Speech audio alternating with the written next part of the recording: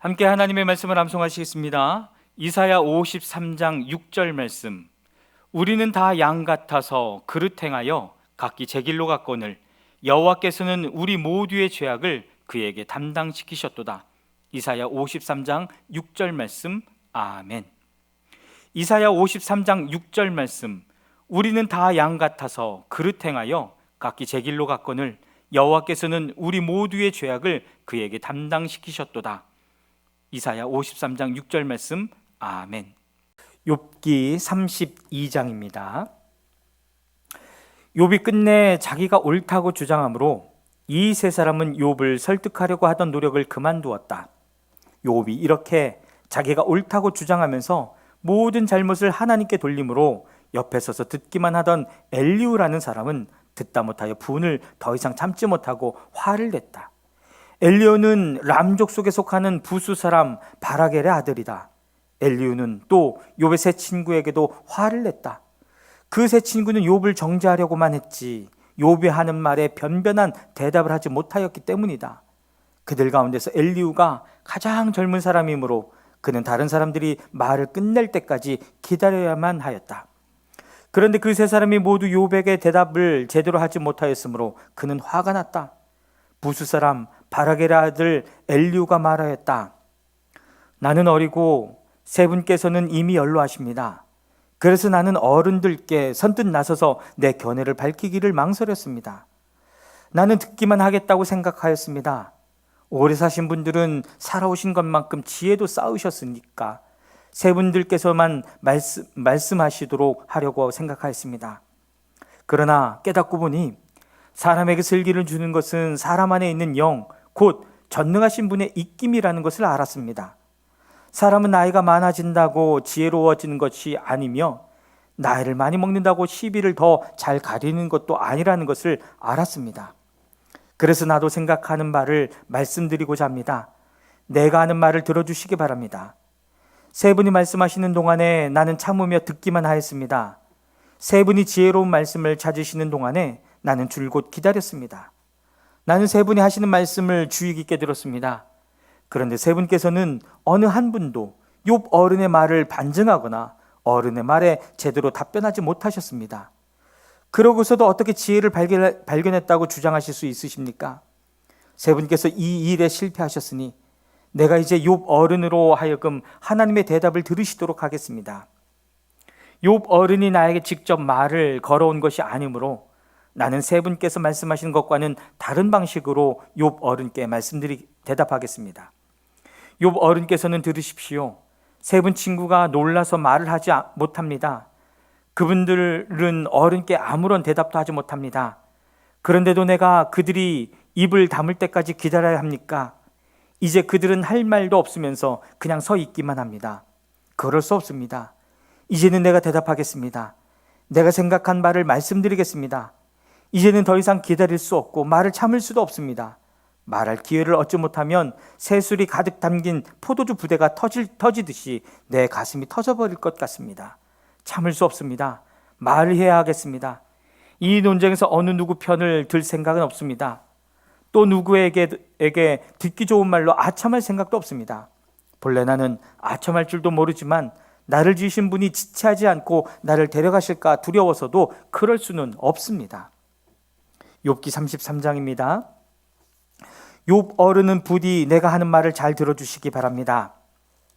내가 하는 말 한마디 한마디에 귀를 기울여 주시기 바랍니다.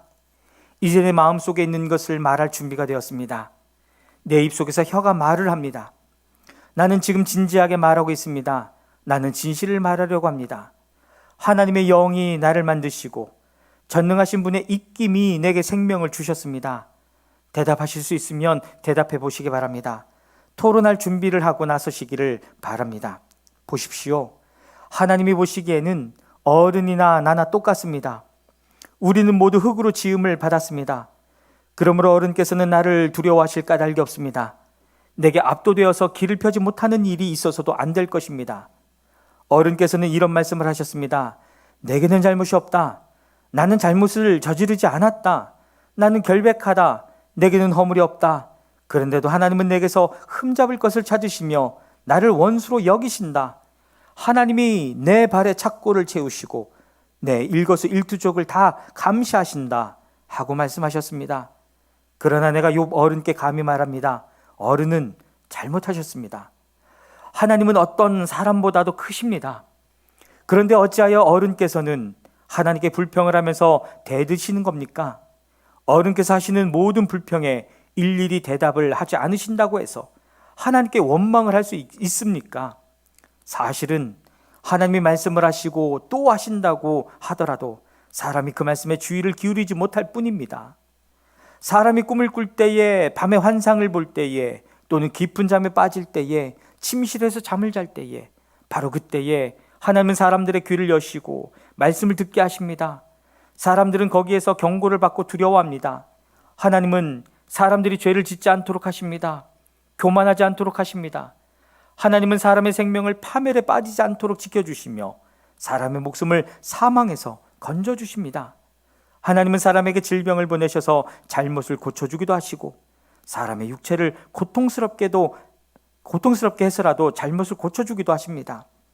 그렇게 되면 병든 사람은 입맛을 잃을 것입니다. 좋은 음식을 보고도 구역질만 할 것입니다. 살이 빠져 몸이 바짝 마르고 전에 보이지 않던 앙상한 뼈만 두드러질 것입니다. 이제 그의 목숨은 무덤에 다가서고 그의 생명은 죽음의 문턱에 이르게 될 것입니다. 그때에 하나님의 천사 1000명 가운데서 한 명이 그를 도우러 올 것입니다. 그 천사는 사람들에게 사람이 마땅히 해야 할 일을 상기시킬 것입니다. 하나님은 그에게 은혜를 베푸시고 천사에게 말씀하실 것입니다. 그가 무덤으로 내려가지 않도록 그를 살려주어라. 내가 그의 몸값을 받았다. 그렇게 되면 그는 다시 젊음을 되찾고 건강도 되찾을 것입니다. 그가 하나님께 기도를 드리면 하나님은 그에게 응답하여 주실 것입니다.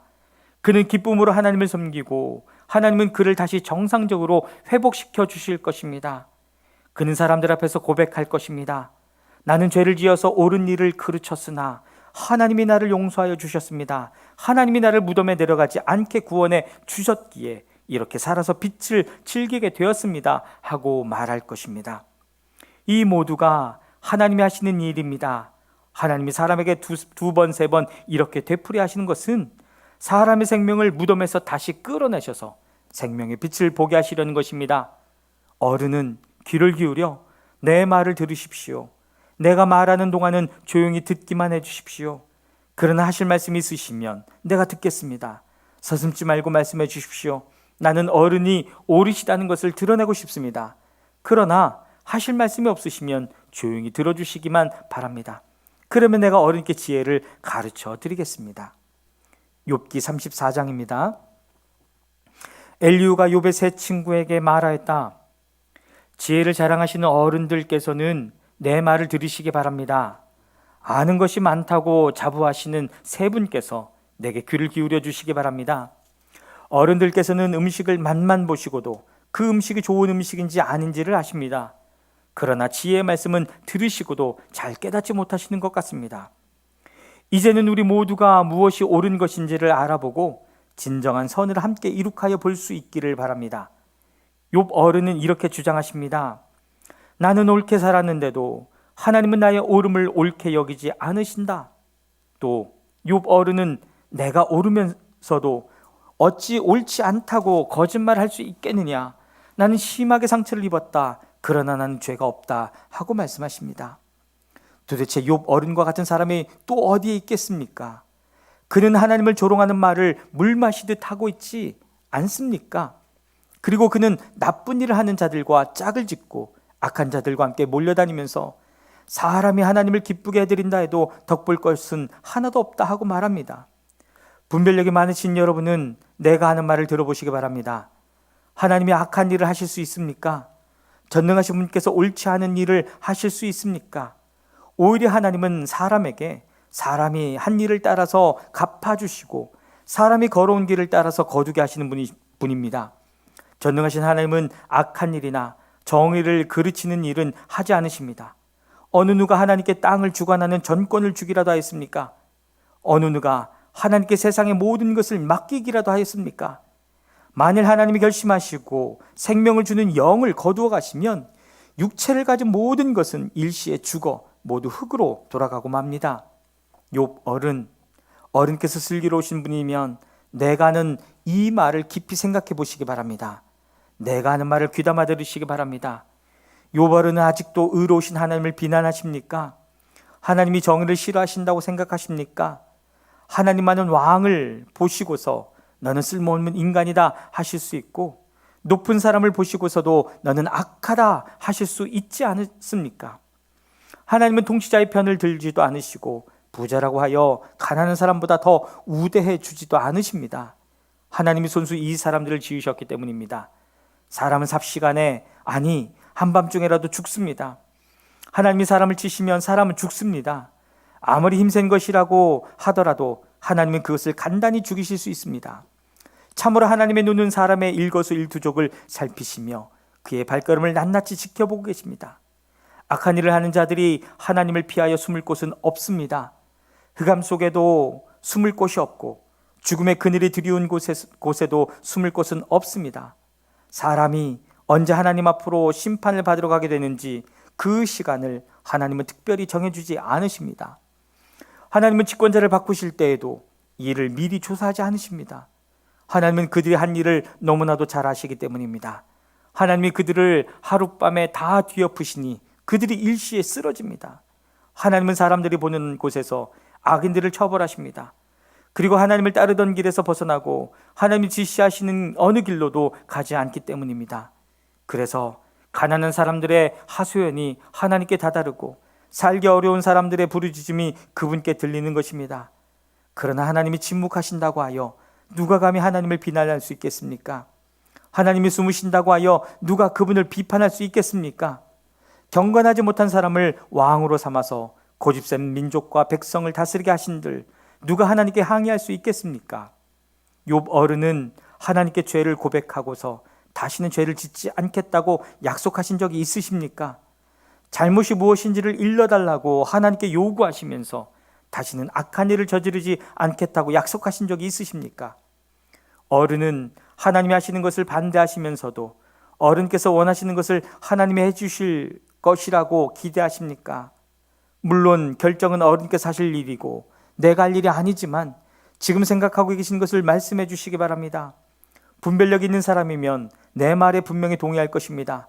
내 말을 들었으니 지혜가 있는 사람이면 욥 어른이 알지도 못하면서 말을 하고 기껏 한 말도 모두 뜻없는 말뿐이었다는 것을 알 수 있을 것입니다. 욥 어른이 한 말을 세 분은 곰곰이 생각해 보시기 바랍니다. 세 분께서는 그가 말하는 것이 악한 자와 같다는 것을 아시게 될 것입니다. 욥 어른은 자신이 지은 죄에다가 반역까지 더하였으며 우리가 보는 앞에서도 하나님을 모독하였습니다. 아멘.